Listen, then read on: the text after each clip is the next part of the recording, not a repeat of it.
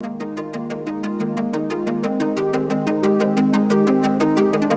amable, siempre Udiápolis tratando de innovar y de generar una buena referencia, especialmente en el ámbito académico. Muy bien, hoy nos toca exponer sobre un tema mío, ¿correcto? Y es porque en realidad la tenencia compartida la desarrollé yo. Esto es desde el año 2012 en adelante. Y cuando, miento, 2001, cuando presentamos el primer proyecto de ley sobre la materia, cuando todavía era Congreso de Fujimori. Es más, por acá debo tener el registro. Acá está. Es lo único que me quedó. Bueno, lamentablemente no pude tener el libro físico, pero acá está. Pero el libro se agotó y por eso es que ya no me quedó. Bueno, este acá es el libro de tenencia compartida que se publicó en el año 2008, cuando se aprobó la ley. Ese libro era parte de la publicidad de la editorial Grizzly, que paradójicamente el año pasado publicó el libro de tenencia compartida de mi alumna, María Espinosa. Libro que, por cierto, vendría a ser el nieto de mi trabajo y que además fue parte de su tesis de maestría calificada con 18 en la Universidad Nacional Mayor de San Marcos, maestría en Derecho Civil, siendo yo su asesor de tesis. Por lo tanto, el tema lo conozco no solamente desde sus inicios, soy el papá, a pesar de que la doctrina me niega esa calificación, pero bueno, soy el que registra las publicaciones más antiguas en la materia, así que sería imposible que nieguen la paternidad, porque hasta con ADN sale que esto es mío, ¿correcto? Entonces, sobre esa base tenemos varias condiciones, porque desde el año 2008 hasta la actualidad no existe casación sobre tenencia compartida. No existe jurisprudencia vinculante, ya sea por pleno, ya sea por órgano judicial a nivel de sala o a nivel de juzgado, que indique con claridad qué significa tenencia compartida. Y por regla general, lo que mayormente existe es: no es posible aplicar tenencia compartida, la tenencia compartida es 50-50, es mitad-mitad, y otros errores. ¿Por qué la importancia de evaluar el contexto del derecho de familia, especialmente en el ámbito de la tenencia compartida? Porque aunque parezca increíble, mis queridos amigos, el derecho de familia fue evolucionando. Eso ya lo hemos desarrollado en varias oportunidades, correcto, y en las cuales hemos desarrollado y hemos explicado cómo es que eventualmente se ha venido generando un proceso de cambio. ¿Correcto? Ha habido un proceso de cambio tanto constitucional como civil y familiar en el ámbito de la legislación.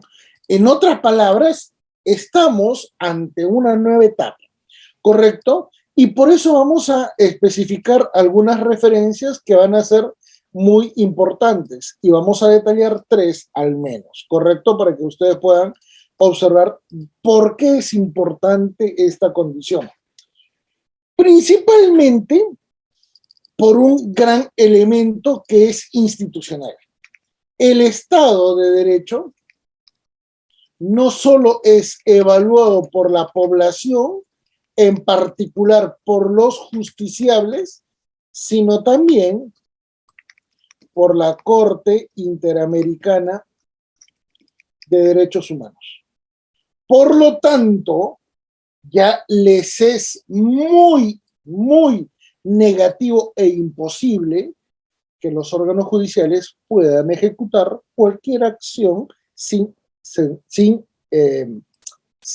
asumir las consecuencias. ¿Qué ha significado? Que desde el 2006 los jueces están no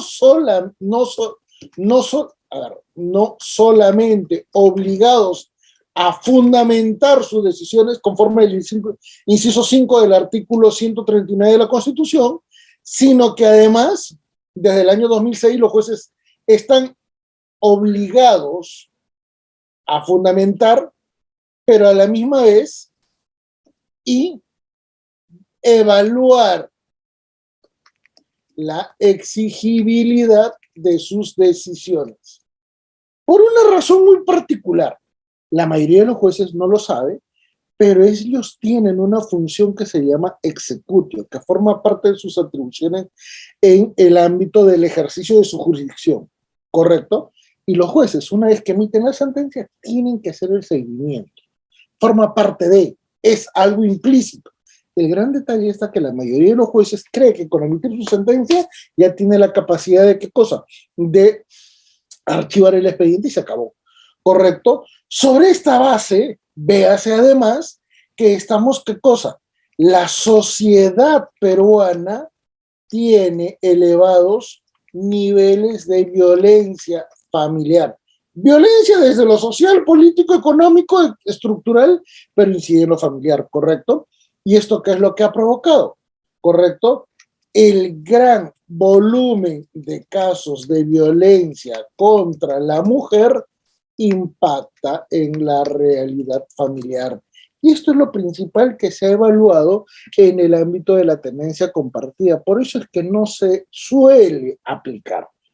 Primero, por una razón muy simple, ¿correcto? Si la pareja de progenitores están de acuerdo, es imposible evaluar el caso en el ámbito judicial y por eso es que no se pueden encontrar referencias de tenencia compartida, ¿correcto?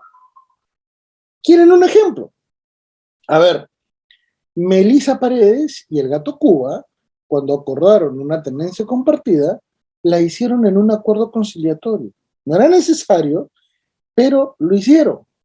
¿Ustedes creen que ha llegado al sistema judicial? No. Por lo tanto, por eso es que se asume, se presume que la tenencia compartida es disfuncional. ¿Correcto? Y peor aún, hay un severo inconveniente para evaluar la tenencia compartida. Toda la doctrina, la jurisprudencia y, sobre todo, la legislación asumen que en caso de conflicto entre progenitores, este problema será estático. Si es que en el público hay personas que se dedican al ámbito del litigio, podrán verificar que lo que les estoy diciendo se cumple con objetividad. Normalmente, cuando reciben la visita del cliente, vamos a ponerle tiempo 1. Luego, cuando ya están haciendo el trámite judicial, tiempo 2. Ya las personas han cambiado de pensamiento y de exigencias. Y cuando ya están en pleno trámite, ya de repente, para medir medidas cautelares o para eventualmente hacer cualquier otra actividad en el ámbito judicial, las partes ya asumen otro comportamiento. Entonces, los abogados que litigan saben que las personas que tienen crisis familiares suelen no tomar en cuenta su dinámica ni tampoco cómo van a ir cambiando en el tiempo. Por eso es que hay mucha mala impresión sobre la tenencia compartida. ¿Correcto? Entonces, cuando nosotros comenzamos a evaluar esta situación, cuando tenemos que detallar qué cosa es una tenencia compartida, se asumen algunos errores, ¿correcto? Y eventualmente se asume de forma equivocada la institución o la evaluación de la institución, ¿correcto? En el ámbito de los errores, y para efectos gráficos vamos a detallarlos en este nivel, vamos a ponerle color en este color para identificar cuáles son los principales errores, que los voy a denominar 2, ¿correcto? Que van a ser solo 2. ¿Cuál es el principal error que se vincula a la tenencia compartida? La primera de ellas es, ¿qué cosa? Los progenitores asumen en partes iguales, y es más, lo voy a subrayar, el término iguales, ¿qué cosa? A ver, vamos a ponerlo por acá. Iguales las obligaciones y derechos sobre sus hijos, que en realidad todo el mundo la llama patria potestad, pero en realidad se llama parentalidad. conforme a la Convención de Derechos del Niño y Adolescente.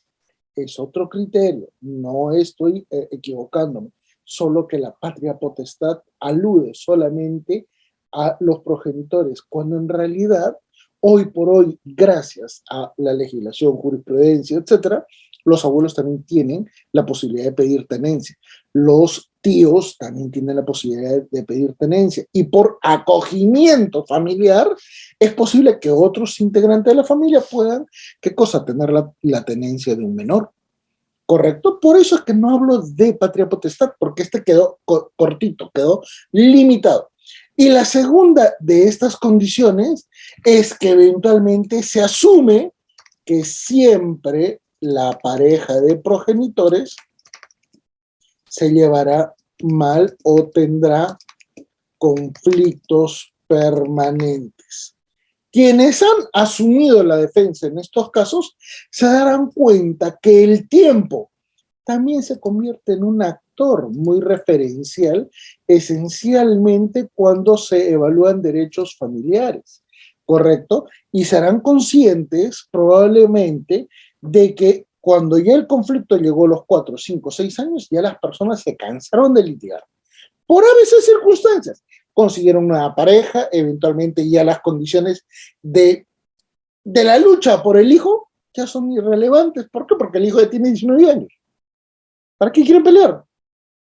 19 años. Peor aún, cuando ya tiene 12 años, la pareja deja de pelear. ¿Saben por qué? Porque a los 12 años ya el menor ya tiene una condición mucho más sólida como para garantizar la propia comunicación directa con cualquier progenitor. Eso es algo que nunca se valora. ¿Correcto?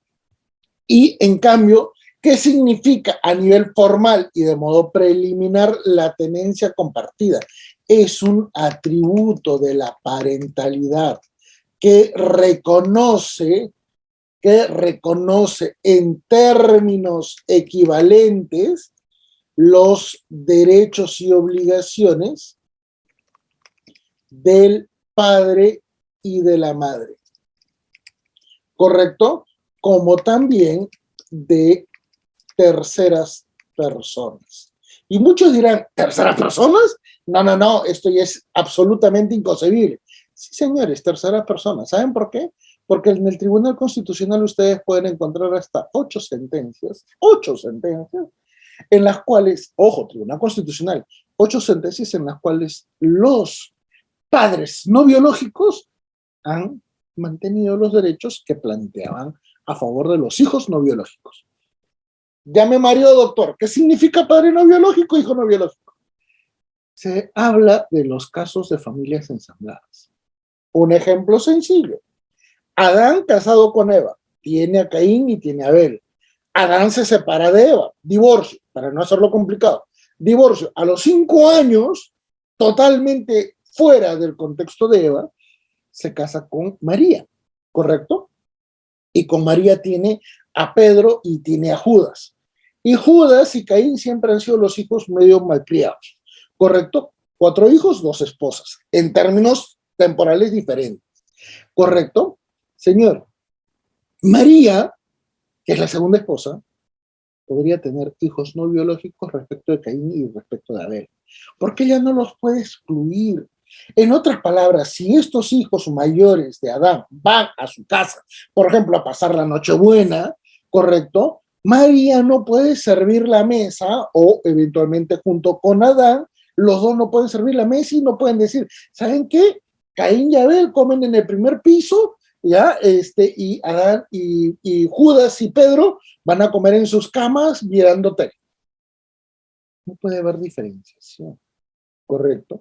Por eso es que se habla mucho de la parentalidad, porque los dos progenitores y todos los demás familiares son personas con derechos y tienen una condición de equivalencia. ¿Qué significa equivalencia? Papá y mamá no son iguales.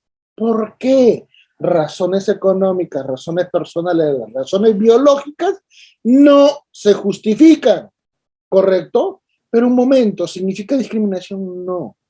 Por ejemplo, si una mamá acaba de dar a luz, ¿cómo creen que se va a aplicar la tenencia compartida?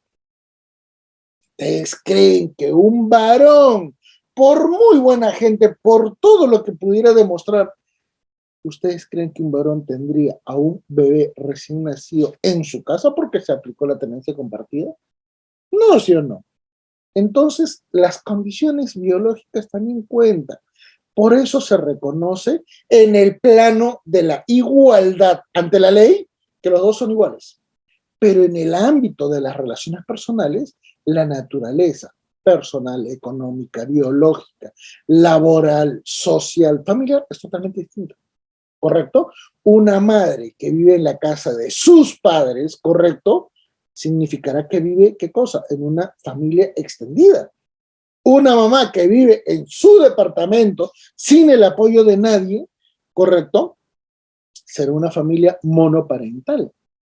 Y estas diferenciaciones son significativas porque la realidad, señores, no la describe el Código Civil. El Código Civil es algo totalmente ajena a la realidad. Tanto es así que no está en el Código Civil, ¿correcto? Es más, no por la ley que reguló la tenencia compartida en el año 2008, no por eso, sino porque entre el 84, en el 91 salió un Código Procesal Civil, en el 93 salió una constitución, en el 2000 salió la ley perdón, el Código de Niño y Adolescente, en el 89 salió, ¿qué cosa? La Convención de Derechos del Niño y Adolescente a nivel de Naciones Unidas, ¿correcto? Y en el 2018 se modificó el Código Civil. Por lo tanto, ese código está muy fuera de contexto, ¿correcto? Por eso que la institución es confundida. ¿Y cuáles son los elementos más comunes para identificarlo de manera equivocada? Régimen de visitas abierto. No, no es régimen de visitas abierto. No es un régimen de visitas abierto. ¿Saben por qué? Porque el régimen de visitas abierto significa que uno es el que tiene la tenencia. En la tenencia compartida, ninguno tiene excluyentemente la tenencia. Los dos la comparten. Oiga, doctor, ¿significa que ese niño tiene dos casas? No. Por eso es que ahí les estoy indicando, señores. Una cosa son los derechos de los progenitores, que van a tener equivalencias, y otra es el derecho en la que participan progenitores y el niño. El niño siempre va a tener un solo domicilio procesal, un solo domicilio natural. Ejemplo, si el otro progenitor por tenencia compartida no quiere devolver al menor, ya está asumiendo ¿qué cosa? Sustracción de menor. Es totalmente distinto. ¿Correcto? Pero doctor, suelo generar confusión. Entonces, si no es un régimen de visitas abierto y eventualmente no debemos evaluar el tema de la tenencia, ¿cómo aplico el contexto de tenencia compartida? ¿Cómo la desarrollo?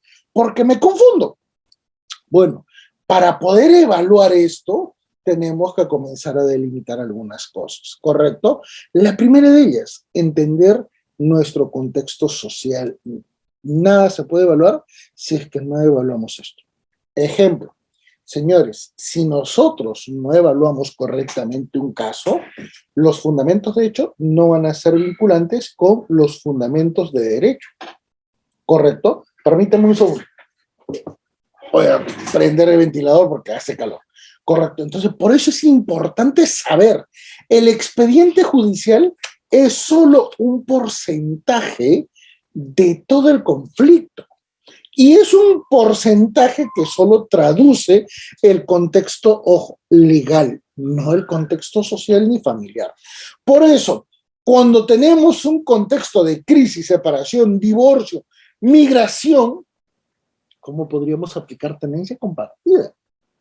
Ahí te vas a dar cuenta que en realidad sí se podría generar una tenencia compartida en caso de padres que viven uno en Perú, uno de repente en Colombia, o eventualmente uno en el Perú y el otro en Europa. Podrían decir, no, pero es imposible. No, ¿sabes por qué es conveniente inclusive que el que vive en otro país tenga la tenencia compartida? Porque si surge una situación de gravedad, por ejemplo, un atropellamiento, una situación de emergencia sanitaria, una situación de emergencia a nivel de operación quirúrgica, ¿correcto?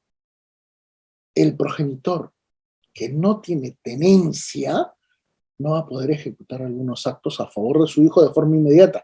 porque las autoridades sanitarias, legales, policiales, judiciales del otro país le dirán, señor, usted solamente tiene un régimen de visitas. Por lo tanto, necesitamos el consentimiento del otro padre, de la otra madre. Y ahí te das cuenta que cuando hay padres que vienen de países diferentes, la mejor alternativa es la tenencia compartida. Y ya luego les explicaré las bondades que tiene la tenencia compartida, ¿correcto? Inclusive son bondades en términos tributarios. Pero ese ya es otro tema, ¿correcto? Y eso le garantiza a la mamá que se está desprendiendo del hijo, por ejemplo, si el papá vive en Estados Unidos o en Europa, ¿qué cosa? Que ante una emergencia se actúa correctamente. ¿No creen que esto es positivo? Claro que sí. Pero ahora vayamos a evaluar por qué es que hay una mala interpretación de la tenencia compartida. Principalmente porque se asume que los factores personales de los progenitores son inmutables. ¿Correcto? Y lo que no saben, y esto me va a permitir ampliar este panorama para darles algunas explicaciones que les va a parecer bastante interesantes, ¿correcto? A ver, un segundo, voy a reducir esto para que vean cómo es que cambia el panorama. Fíjense, ¿eh? Normalmente cuando vemos este tipo de situaciones, todo el mundo asume que una vez que se ha separado una pareja, correcto, ya no quieren saber absolutamente nada, cosa que no es cierta. ¿Por qué? Porque normalmente las personas, sobre todo cuando son jóvenes, vuelven a establecer otras relaciones afectivas. Se casan, conviven, tienen relaciones, tienen intimidad sexual. ¡No mueren! Ese concepto de que te divorciaste ya has muerto era típico de 1984.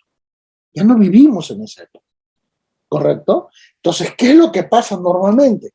Los progenitores también desarrollan su vida posterior a la crisis. Y viene la gran pregunta, ¿usted cree que un progenitor que se acaba de separar a los 5 o 6 años cuando ya tiene una nueva pareja va a querer seguir peleando con el otro progenitor de su hijo? No, ¿sí o no? No le conviene. No le conviene por un tema de salud mental, de tranquilidad y por último, ¿qué le parece irrelevante el estar peleando? Tanto es así que inclusive negocian mejor, ¿qué cosa? El tema de los alimentos, el tema de la tenencia. Es más, a veces le dicen, oye, ¿cuándo te llevas al hijo? Si quieres, quédatelo un mes. Y nadie se ha dado cuenta de eso, ¿correcto? Porque normalmente se asume un criterio tan anacrónico de las relaciones familiares como si eventualmente todos acá fuéramos sacerdotes o curas y que esto pues es cosa del demonio. Y ahí te das cuenta que en realidad la doctrina nunca quiso avanzar un poco más, ¿correcto? Entonces, superando esa condición, ¿qué es lo que va a pasar? Factores familiares. Y esos factores familiares también inciden, porque toda la familia está involucrada en la crisis familiar. Pero peor aún, ¿sabes cuándo normalmente la tenencia compartida se logra implementar? Señores, en familias ensambladas. Hoy por hoy las familias ensambladas que tienen como 8 sentencias en el Tribunal Constitucional permiten la generación de tenencia compartida de forma objetiva, de forma clara, de forma absolutamente especial. El gran detalle está que la doctrina nunca los ha evaluado y por eso es que no las valora, ¿correcto? Por eso, ¿correcto? Pero tengas en cuenta que hay también factores económicos muy significativos, especialmente en el contexto, a ver, acá ya lo había detallado, los actos que reclaman derechos, ¿correcto? Reclamación, acá vamos a ponerlo así, reclamación de derechos, manipulación de derechos, afectación de derechos. Entonces, en esta parte, cuando normalmente los progenitores ya están en crisis, pero ya han madurado, ya la relación está mucho más lejana de la fecha de inicio, son mucho más próximos a, ¿qué cosa? A estipular acuerdos. Peor aún, estos acuerdos ya ni siquiera son establecidos en instituciones como conciliación o juzgados. Es más, la conciliación no sirve, ¿correcto? Pero ¿qué es lo que sucede acá? Los hijos requieren de más condiciones económicas. ¿Por qué? Porque crecieron. No es lo mismo pagar la pensión del colegio que pagar la pensión de la universidad, ¿correcto?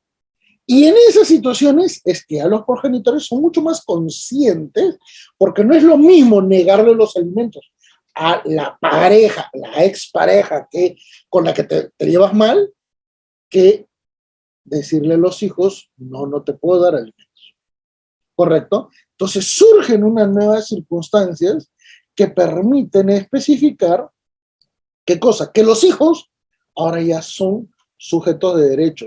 ¿Por qué? Porque históricamente siempre habían estado invisibles, ¿correcto? Siempre habían sido invisibles. No importaba lo que fuera a suceder, pero eran invisibles.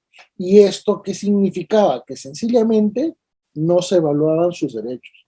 En otras palabras, era fácil, ¿qué cosa? Generar obstrucción de vínculo, era fácil generar alienación parental o eventualmente era muy fácil generar padrectomía. Tu padre, el maldito ese, te abandonó. No te preocupes, para eso está tu madre. Nunca te va a faltar nada. Pero mamá, ¿y dónde está mi papá? No, ese ya murió, porque ese se fue con otra y te ha abandonado, no te quiere dar de comer. Eso es alienación parental. Por eso cuando el padre viene y dice, hijo, vamos a salir. No, porque tú eres una mala persona. Mi madre me ha dicho que tú me has abandonado. No, no te he abandonado. Pero es lo que me ha dicho mi mamá. No, lo que pasa es que tu mamá está loca. Y ahí es donde vienen los ataques en ambos niveles. Y fíjense, señores, esta realidad no suele ser expuesta en el ámbito de la doctrina nacional, principalmente porque no la valoran positivamente, ¿correcto? No la asumen como algo representativo y por eso es que hay muchísima manipulación negativa. Muy bien, para poder ir ampliando entonces estas condiciones, permítame comentar otro elemento muy referencial. ¿Cuál? El proceso de transformación de la doctrina. La transformación de la doctrina. ¿Qué pasó con la doctrina, señores? La doctrina no es que haya querido avanzar, no. Lo que sucede es que la doctrina fue obligada a adaptarse, que es totalmente distinto, ¿correcto? Que es totalmente distinto. ¿Por qué fue obligada a transformarse? Fue obligada a transformarse porque no resultaba eficiente a las exigencias. Entonces, hay tres etapas muy marcadas. Vean, la primera de ellas, el derecho de familia decimonónico entre 1984 y el 2000, donde los niños eran objeto de tutela. Por lo tanto, los hijos no se tenía por qué evaluar el tema de la tenencia. Es más, cuando se promulgó el Código Civil, creo que lo que decía el artículo original, en caso de separación, la madre se queda con los hijos. No hay interés. Oye, si la madre fue la adúltera, no importa. Oye, si la madre hizo violencia contra el papá, no, en esa época no había violencia. ¿Qué pasa si la mamá quiso matar a los hijos? No, también se queda con los hijos. Como una madre nunca va a hacer esas cosas. Así se pensaba, ¿correcto? Y peor aún, todo lo que ocurría dentro de una casa era totalmente íntimo y privado. ¿Cómo la ley se iba a meter? Era imposible, era absurdo pensar eso. Muy bien. Esto cambió no solamente por acción de la ley peruana. 1969, Convención Americana, que proviene de 1948, Declaración de Derechos Humanos, primera generación, correcto, derechos civiles y políticos, 1966, segunda generación de derechos económicos, sociales y culturales, correcto, pero se complementa con otras normas que inciden en el ámbito familiar. 1979 CEDAW, 1994 la Convención de Belén do Pará. Para el contexto de los niños, 1989 y el año 2000, en el que se da la Convención Internacional de Derechos del Niño y el Código del Niño y Adolescente. Correcto, en el año 2006 se da, ¿qué cosa? La legislación a favor de personas con discapacidad. Y así se va generando. 1979, Pacto OIT, Convenio 269. Entonces comienza a generarse una perspectiva de evaluación de los derechos humanos. Por eso que en esta época, ya para el Perú, se asume que los niños y adolescentes son sujetos de derechos. Pero acá viene el error de la doctrina, ¿correcto? Bueno, hablo de la doctrina dominante, ¿no? Interpreta que el artículo 4 de la Constitución respecto de la familia debe ser superior a la interpretación del artículo 1 de la Constitución. Y eso, señores, yo lo he observado en un pleno casatorio, porque yo también fui parte del pleno. El 28 de mayo del año 2021 hubo un pleno jurisdiccional sobre tenencia, parentalidad. No voy a decir el expositor, ustedes lo pueden ver en YouTube, correcto, porque el Poder Judicial felizmente lo ha publicado. ¿Y qué dice? ¿Por qué un papá tiene que pedir los derechos de visita al hijo? No es necesario. Y lo dijo ante los jueces de familia, correcto. Y dijo, el artículo 4 es un elemento fundamental.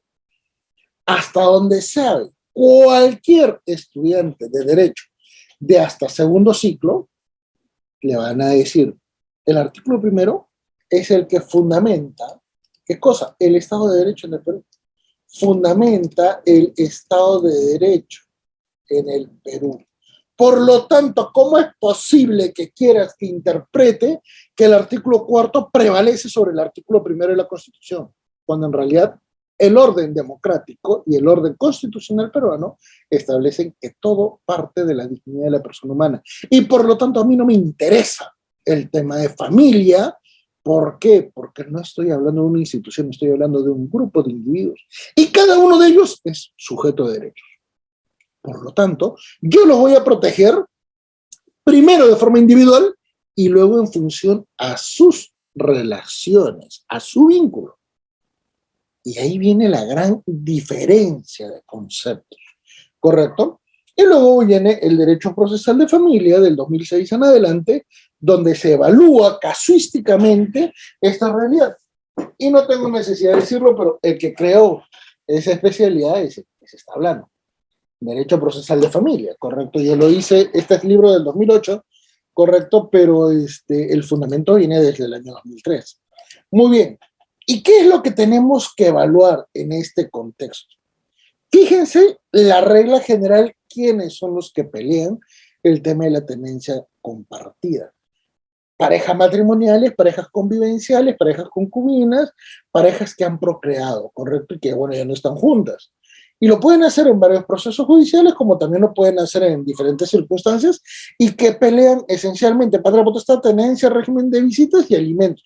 La filiación no entra mucho en este ámbito porque sencillamente forma parte ajena a estas referencias, ¿correcto? Sobre esta base, entonces, la patria potestad, ¿qué te dice? Es la relación de los progenitores sobre los hijos. Y ahí es donde surge el interés superior del niño. Pero los mecanismos de interpretación, los mecanismos de aplicabilidad, los mecanismos de evaluación del interés superior del niño no son estáticos, son particulares. Principalmente porque el interés superior del niño no es un principio eh, eh, en términos latos, es un metaprincipio. Y les voy a dar un ejemplo. Un principio jurídico simple es debido proceso, juez natural, doble instancia, inocencia. ¿Usted necesita aplicar, interpretar, evaluar algo? No. Así es simple. Por lo tanto, el principio jurídico se ejecuta automáticamente. Se invoca, se ejecuta. En cambio, dignidad, interés superior del niño, primacía de la realidad, son metaprincipios porque requieren que además de la evaluación de los hechos, se pueda entender la casuística para poder así determinar una condición que resulte viable para todas las partes involucradas, ponderándose de modo preferente al niño. ¿Correcto? Por eso es que los criterios de evaluación judicial son esenciales.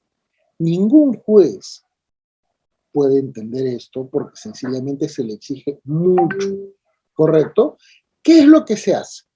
Fíjense, señores, si ustedes revisan sentencias de visitas, sentencias sobre alimentos, sentencias sobre tenencia o sentencias sobre filiación, se van a dar cuenta que el juez nunca fundamenta. Te otorga el régimen de visitas a los fines de semana. 4 horas, suficiente. ¿Cuál es el criterio? ¿En qué te basas? ¿Cómo fundamentas? ¿Cómo se relaciona? No lo hace. 60% de los alimentos se descuentan. ¿Por qué? Porque tiene 3 hijos. ¿Y con qué voy a vivir yo? Bueno, usted gana 1.000 soles, se le va a descontar 400 soles. Pero yo pago por el alquiler de mi cuarto 400 soles. Bueno, tendrá que hacer más cosas. Entonces, esos criterios que resultan tan negativos han limitado la interpretación del interés superior del niño y por eso es que se asume que tiene que haber, ¿qué cosa? Un criterio de evaluación mucho más próximo. ¿Cuál es el criterio absolutamente determinante en este sentido? La tenencia, conforme el artículo 81 del Código del Niño y Adolescente, que se basa en 3 características. 3 características. 1, tiene que haber una separación. Pero si los padres están viviendo juntos, no tiene sentido evaluar la tenencia, pues. ¿Correcto? 2, tiene que haber al menos una situación de exclusión de derechos. Porque si los dos no ejecutan ninguna acción, ¿cómo es que el Estado va a intervenir si no puede tomar conocimiento del proceso? Recuérdese que el título preliminar del Código Civil exige, ¿qué cosa? Que existe un interés para obrar. Pero si nunca llegan al proceso judicial, ¿cómo va a saber el Estado? ¿Correcto? Y finalmente, la evaluación de los derechos del niño. ¿Correcto? Sobre esa base, entiéndase, ¿correcto?, que el Código Civil en el artículo 340 regula los derechos de los progenitores, pero los asume desde el 1984. Hoy por hoy ya no se aplica, ¿correcto? En esa época las madres, y disculpen el término, no es peyorativo ni misógino, pero en esa época las madres mayormente estaban, ¿qué cosa? En el domicilio. Hoy por hoy muchísimas mujeres trabajan y se desarrollan, y trabajan el doble inclusive que un varón, ¿correcto? Que es distinta la época. En esa época no había internet, todavía ni siquiera celular. Es más, ni siquiera había teléfonos en las casas, ¿correcto? Tú tenías que pedir teléfono a Entel y a los 15, 18 años de tu pedido recién te daban un teléfono. Entonces, vean que es otra época y quieren aplicar las mismas reglas, ¿correcto? Entonces, como normalmente surge una evaluación crítica, el trámite te planteaba la posibilidad de variar la tenencia, pero lamentablemente no he encontrado casuística que te permita el cambio de tenencia. Y lo voy a demostrar con la evaluación de sentencias a nivel de casación. Si ustedes revisan Google, casaciones sobre alienación parental, se van a dar cuenta que de las 13 sentencias que hay, solo una ha permitido el cambio de la tenencia. Una en la que la madre es la que logró ganar el caso. Esa madre había abandonado a sus hijos y después de 6 años regresó, detalló que efectivamente se hacía alienación contra ella, correcto, y ganó el caso. Pero en los otros casos, en donde se demostró, porque la Corte Suprema lo estipuló, que la madre cometía alienación parental, nunca se cambió la tenencia. O sea, a la Corte Suprema le parece irrelevante qué cosa, que quien hace el acto, ¿ya?, el acto de daño, mantenga la tenencia. Es que son cosas irrelevantes, ¿correcto? Entonces, ahí te das cuenta que lamentablemente no existe un criterio uniforme. Por eso, en el año 2009, el expediente 1817-2009, habeas corpus, detalló una referencia muy particular. Los niños no pueden ser separados de su familia. Ah, pero un momento, ¿qué significa familia? Bueno, véase el expediente 093-32-2006, proceso de amparo, Tribunal Constitucional, caso Reinaldo Sciorra. Los contextos familiares ya no nos permiten hablar de un tipo de familia, nos permiten hablar de relaciones personales familiares. Si Adán, separado de Eva, correcto, mantiene derecho sobre Caín y Abel, claro que sí, hasta el día que se muera Adán. ¿Por qué? Porque esos son sus hijos, ese vínculo es natural, correcto, natural, por lo tanto, no es posible de entender alguna limitación o condición negativa. ¿correcto? En este sentido, se genera, en caso de que los padres no estén de acuerdo, sustracciones de menores, alienación, eventualmente violencia familiar, y comienza a evaluarse una serie de condiciones totalmente negativas. Sobre esta base, entonces, como ya surge un conflicto, hay criterios para determinar la tenencia cuando ya hay problemas, ¿correcto? Y en ese sentido, nosotros vamos a detallar estas condiciones. Cuando ya comenzamos a encontrar problemas, primero surgen los alimentos, la tenencia, visitas, violencia familiar, etcétera, y una serie de elementos, ¿correcto?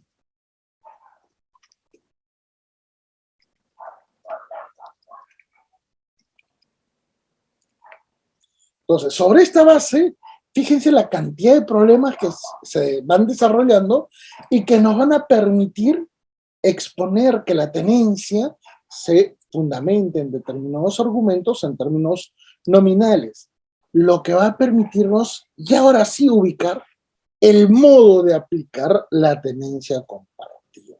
¿Correcto? Fíjense, señores, ¿qué significa la tenencia compartida en este sentido? La tenencia compartida está relacionada principalmente a la equivalencia de los derechos de los progenitores, ¿correcto? Pero está vinculado esencialmente a una condición particular. Tiene que haber elementos que lo puedan configurar porque no se aplica de forma indistinta. Por ejemplo, la pareja se pelea, la pareja se distancia, la pareja eventualmente ya genera un divorcio. Eso no significa que uno de los progenitores automáticamente quiere tener tenencia compartida, porque sus condiciones personales, sociales, familiares, etcétera, no se lo va a permitir, ¿correcto? ¿Qué pasa si es una persona que se dedica a trabajar en la mina y que solamente cada cosa, 5 días viene a la ciudad? ¿Cómo va a aplicar tenencia compartida? Entonces, entiéndase que estas condiciones requieren mecanismos muy particulares como para evitar estas controversias innecesarias, ¿correcto? Y vamos a comenzar con lo más común y vamos a finiquitar con lo que eventualmente debería ser, ¿correcto? Una cosa es el deber ser y otra cosa muy distinta es la norma por costumbre general, ¿correcto? Muy bien. Sobre esta base, entonces, ¿qué es lo más común que tenemos? Normalmente situaciones de crisis familiar. ¿Y quién define esto? En sentencia. La pregunta es, oiga, pero si va a haber sentencia, ¿va a haber tenencia compartida? No, pues porque están peleados. ¿Qué significa esto? Que si hay una situación de violencia familiar contra cualquier miembro de la familia, resulta imposible conceder pues una tenencia compartida. Ahora, muchos dirán, oye, pero el papá atentó contra la mamá, no contra el hijo, con el hijo se lleva súper bien. Perfecto. Ese es un argumento entendible, pero no que justifique el acto de violencia. Y además tampoco es un elemento que avale el derecho. ¿Saben por qué? Porque ese hijo, cuando se vaya el papá agresor, y digo papá porque es regla general, ¿correcto? La costumbre dice que el papá es el agresor y la mamá es la única víctima. Además, así lo dice la ley 30, la ley de violencia familiar, ¿correcto? Sobre esta base, entonces, ¿qué es lo que sucede? Como uno es el que ejerce la violencia, cuando acabe el régimen de visitas, el contexto negativo de la víctima que se ha quedado en el hogar, evidentemente será expuesto. ¿Y eso qué es lo que va a provocar? Que sencillamente ese menor no pueda tener una condición coherente o efectiva para efectos de poder, ¿qué cosa? Desarrollar sus propias condiciones de desarrollo. No va a asumir bien el que a su mamá la hayan golpeado. Simple, ¿correcto? Simple, es una condición sencilla de evaluación. Por eso, señores, tenemos que entender esta dinámica, ¿correcto? Si no, no se va a poder ejecutar. Muy bien. Tomando en cuenta entonces esas referencias, que es lo mayoritario, por eso es que se presentan alimentos, tenencia, filiación inclusive, tenemos que comprender, ¿qué cosa? La importancia en la cual generamos condiciones especiales que no necesariamente involucran una condición particular, ¿correcto? En situaciones de crisis, conflicto familiar y acá vamos a poner y judicialización, ¿correcto? Acá tiene que haber una sentencia, no hay tenencia compartida, ¿correcto? En situaciones de crisis familiar es válida la regulación de la tenencia compartida si existen condiciones, si existen condiciones. ¿Qué condiciones? Eso lo vamos a ver después, ¿correcto? Eso está en la última diapositiva. Pero, ¿qué es lo que se va a evaluar?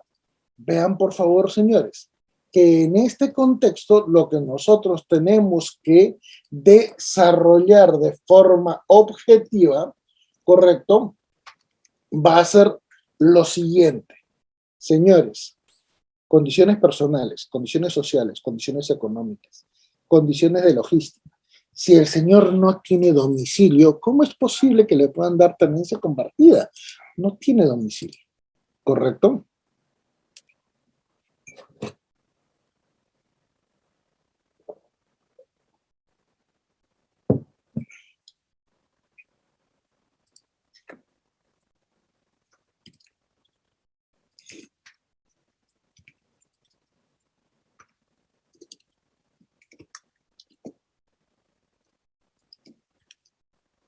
Muy bien. Sobre esa base, entonces, ¿qué más? También las razones de temporalidad, edades, condiciones sociofamiliares. Y aunque muchos crean que esto es irrelevante, recuerda que los niños en desarrollo necesitan a los abuelos. Si no se toma en cuenta la presencia de los abuelos en la vida de un niño, tienes niños disfuncionales, tienes niños que van a tener problemas, ¿correcto?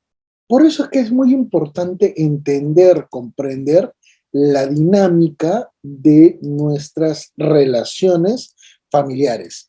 ¿Y qué es lo que ocurre de forma muy excepcional? Cuando he tenido la oportunidad de litigar, esto era lo que yo aconsejaba y era lo que yo literalmente, y disculpen la referencia, forzaba. ¿Por qué digo forzar? Porque no suelen ser aceptados, ¿correcto? No.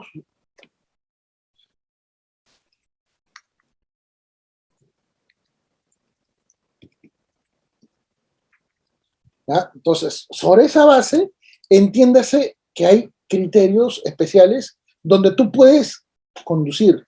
¿Y saben cuál es el principal criterio que normalmente hay esto? Señores, la capacidad de los progenitores para evaluar sus intereses en el tiempo. Una persona que no conoce lo que va a ocurrir en su vida en un año es una persona con la cual no puedes negociar. Pero si tú le dices, mira, esto es lo que viene a generarse y eventualmente esto es lo que vas a generar, señores, sacan cálculo, una persona madura, una persona inteligente, una persona capaz de evaluar su propia condición personal, va a querer la tenencia compartida. Es favorable, incluyendo a las mamás. A las mamás les digo, tú en 4 años, probablemente, porque eres joven, vas a querer tener pareja. ¿Tú crees que a tu nueva pareja le va a interesar ir de viaje a cada rato con tu hijo? ¿No crees que tu nueva pareja en 4 años no te va a decir, oye, deja el hijo con tu papá? No por rechazarlo, no por negarlo, no por criticarlo o cuestionarlo, no, porque sencillamente vas a querer privacidad.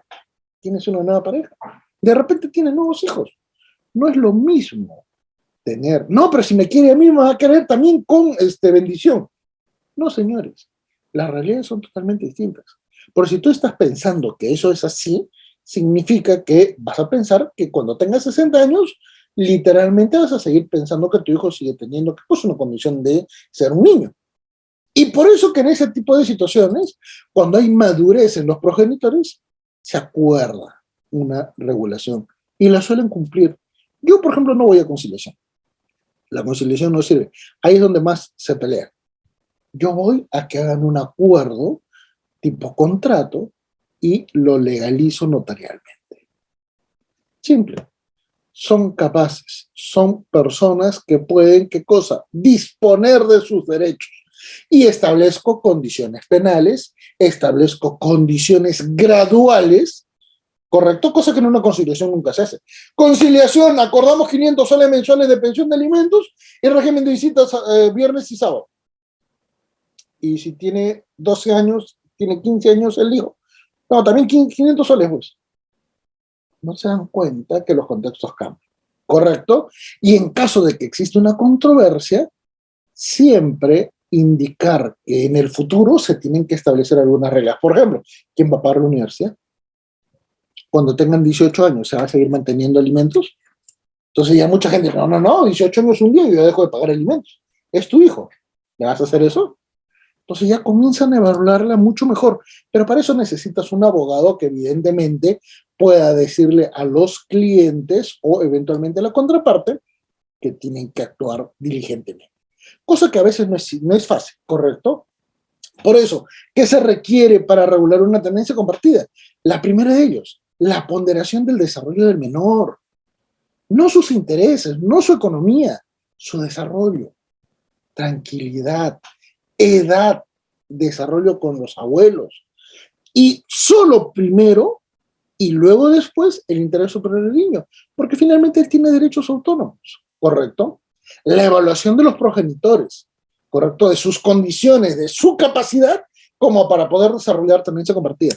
Si no tienen esa capacidad para desarrollar tenencia compartida, ¿para qué la plantean? Solamente lo hacen con efectos de limitar a la otra parte. Y por eso surgen los problemas. Se tienen que establecer de modo claro los derechos y las obligaciones. Por ejemplo, yo siempre recomiendo que uno de ellos siempre asuma una obligación, cosa que naturalmente ya existe una condición.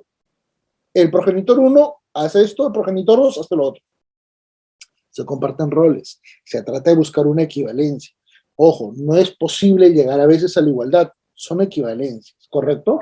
Por ejemplo, es inconcebible que muchos pedidos de alimentos planteen, ¿qué cosa? El pago también de algunos servicios que solo son de beneficio para el progenitor y no para los hijos, ¿correcto? Y ahí vienen los errores y por eso es que no suelen cumplirlos.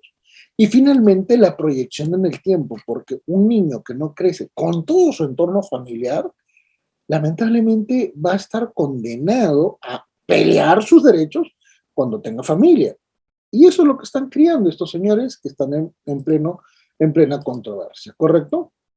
Sobre esta base, entonces, la tenencia compartida se entiende como una figura novedosa, ¿correcto? Que fue aprobada por ley en nuestra legislación en el año 2008, ¿correcto? Y tiene una característica muy particular. Fue la primera ley en casi 28 siglos en regular los derechos en forma equivalente a los progenitores. No se había dado ninguna ley antes en ese nivel. Por eso es que es sumamente importante detallar estas condiciones. Señores, muchísimas gracias. Muchísimas gracias, doctor. Estimados participantes, se está dando pase para 5 consultas, por favor, pero que sean breves. Agradecería bastante. Doctor Alan, muy buenas noches, está activo su audio. Buenas noches, doctor. Gusto escucharlo. Hola, ¿cómo está? Doctor, breve mi consulta. Si el padre y la madre había un acuerdo en el cual la mamá va a ostentar la tenencia del menor y el padre un régimen de visita establecido, el padre en el caso va a recoger el día sábado a las 9 de la mañana y retorna al hogar materno a 6 de la tarde, todas las semanas. Entonces, ¿qué sucede si hay alguna figura legal en la cual si el papá deja de ir por 2 semanas durante el mes, la mamá puede pedir la suspensión del régimen de visitas? ¿Alguna figura legal, doctor? No, O mejor dicho, alguna obligación del padre de no, ir en esas fechas pactadas. no. Ya. No es un régimen de visitas a una persona presa o condenada. es una condición familiar, donde las situaciones excepcionales eventualmente se pueden comprender. Ahora, si existen situaciones limitativas, por ejemplo, el señor trabaja en provincias, el señor debería tener la diligencia como para ir al juzgado y decir, no voy a poder ejecutar este régimen de visitas, pido la variación o eventualmente, por favor, que se tomen en cuenta mis condiciones personales, porque si no, no le van a aceptar. ¿Correcto? Entonces, ahí vienen los grandes errores de nuestro sistema, pero bueno, ya se entiende que esto formalmente tiene que ser interpretado de otra manera. Excelente, doctor. Doctora Jackie, muy buenas noches. Está activo su audio.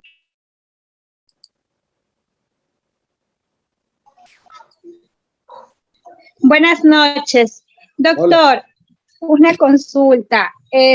Habiendo un acta de conciliación donde la tenencia la tiene la madre, régimen de visitas abierto, pensión de alimentos y todo lo demás, la mamá no está cumpliendo con permitir este régimen de visitas, todos los gastos de la menor lo paga el papá, pero aún así tiene todos los derechos limitados. ¿El papá puede iniciar un proceso de tenencia? Sí. No. Sí, por varias razones. Uno, por la ejecución de actos de violencia psicológica de la mamá contra el menor. Uno, por actos de violencia de la mamá contra el papá, correcto, que es la segunda causal. Y tres, por eventualmente, porque el papá puede establecer que tiene mejores aptitudes y capacidades para poder desarrollar la crianza de la menor. ¿Cómo así? Es el que paga todo. Por lo tanto, si él es el que paga todo, él puede asumir la crianza directamente. A ver, en ese sentido, ¿qué podría decir la mamá? No, yo la cuido bien. ¿Qué? ¿El papá no puede hacerlo? ¿Qué podría decir la mamá si literalmente depende de la pensión de alimentos para ella vivir? Así que sí es posible. El gran problema es que los jueces, generalmente mujeres, no aceptan esto porque las mujeres no se equivocan. Pero se tiene que demostrar y eso se puede acreditar con los elementos objetivos y decir, soy el único que mantiene a mi hija, soy el único que vela por sus intereses, he tratado de mantener comunicación con mi hija, pero la señora no me deja, por lo tanto yo quiero la tenencia y cuando yo tenga la tenencia le voy a pedir que ella pague alimentos, porque ella tiene que trabajar. La mamá.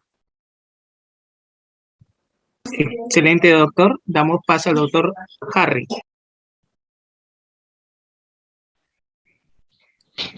Buenas noches. ¿Me escuchan? Hola. Sí, aló, ¿me escuchan? Sí. Ya, doctor, buenas noches. Una pregunta. Si el padre paga su pensión mensual, de los cuales la madre, la denunciante, le hace una denuncia de violencia familiar, pasa con la denuncia policial, de ahí pasa a examen médico, examen psicológico, de los cuales sale negativo, y sucesivamente no queda en nada. Pero el señor quiere más adelante pedir la tendencia de la hija por motivos de comportamiento inadecuado de la madre. ¿Se puede hacer? Paramos. No existe comportamiento inadecuado. No está en ningún lado. ¿Correcto? Las acciones son objetivas. O hay acto de violencia físico o psicológico, o eventualmente hay un acto contra los derechos del otro progenitor. No hay esas conductas, no. Porque eso podría ir desde que, no, es que usa minifaldas para salir a la calle, o eventualmente no, es que se levanta a las 9 de la mañana, va a comprar pan a las 10 de la mañana con pijama. No. Las cosas son objetivas. Por eso es que los jueces normalmente cuando escuchan estos fundamentos de los abogados no quieren hacer caso y no lo leen y creen que esto es una cuestión irrelevante. Excelente, doctor. Doctora, a ver, tenemos pase al doctor Alberto. Doctor Alberto, muy buenas noches. Bienvenido a Audiapro. Doctor, buenas noches. ¿Me escucha? Sí. Bien, en primer término lo felicito por ser pionero en la doctrina de la figura de la tenencia compartida. A un padre de familia no le dejan ver a sus hijos de 7 y 3 años desde julio de 2021, no ha podido celebrar su cumpleaños ni visitarlo desde Navidad, Año Nuevo, la madre no le deja ver, hasta ahora no puede salir a pasear con sus hijos. La pregunta 1, ¿Qué acciones puede interponer el padre para tener la tenencia compartida de sus dos hijos? La pregunta 2, como paso previo, de inmediato puede enviar una carta notarial para poder visitar a sus hijos. La sentencia A por ver, pensamientos aún no sale. Gracias, doctor. a ver, pequeño detalle. Sí. ¿Por qué creen que una carta notarial ya es un recurso legal? Hay muchas personas que dicen, no, no, le mando su carta notarial. No, ¿para qué? ¿Por qué? Acá la cuestión es muy simple. Si van a mandar carta notarial, van a provocar a la otra parte porque va a generar otros actos. Planteen la demanda. En la medida de lo posible, que la demanda no solamente sea un solo de un caso, porque si no van a comenzar a establecer varios casos y se van a contrademandar. La idea es delimitar puntualmente los hechos para que así los juzgados puedan actuar conforme tus pretensiones, porque caso contrario no logres demostrar esta referencia, lamentablemente no vas a tener la posibilidad de ejecutar una mejor defensa. Ese es el gran detalle. Excelente, doctor. Doctor Máximo, muy buenas noches. ¿Está activo su audio? Doctor Bermúdez, buenas noches. Felicitaciones por la ponencia. Doctor, ¿cómo conjuga el tema de la tenencia compartida en el ideal que se le dé una tenencia compartida 50% para cada progenitor con el tema de los alimentos? 50%. En el ideal. O supongamos, doctor, que de lunes a viernes lo tenga la mamá y sábado y domingo lo tenga el papá. Que tampoco es ideal, pero sí se pueden establecer horarios. Por ejemplo, le comento, diferencia, régimen de visitas y eventualmente tenencia. Si es Día del Padre, el padre no puede ir al colegio, correcto, a tener contacto con el hijo, porque sencillamente eso se podría considerar como un intento de sustracción de menor. Y el padre dice, oye, pero si es el Día del Padre, están celebrando en el colegio, quería ver a mi hijo. No, no puede, pues. No está dentro de tu régimen de visitas. Un régimen de visitas abierto, que es lo que normalmente hace, que el papá vaya a la casa de la mamá a las 10 de la noche para ver cómo está el hijo. A molestar. En cambio, un régimen de tenencia compartida se establece estos horarios con la condición que en situaciones especiales, por ejemplo, un accidente, el papá puede ejecutar cualquier tipo de actividades no viviendo con el menor. La proporcionalidad es esencial, ¿correcto? No es una semana tú, una semana yo. Ese 50% es lo que ha sido caballito de batalla de quienes no quieren aceptar la tenencia compartida. Excelente, doctor.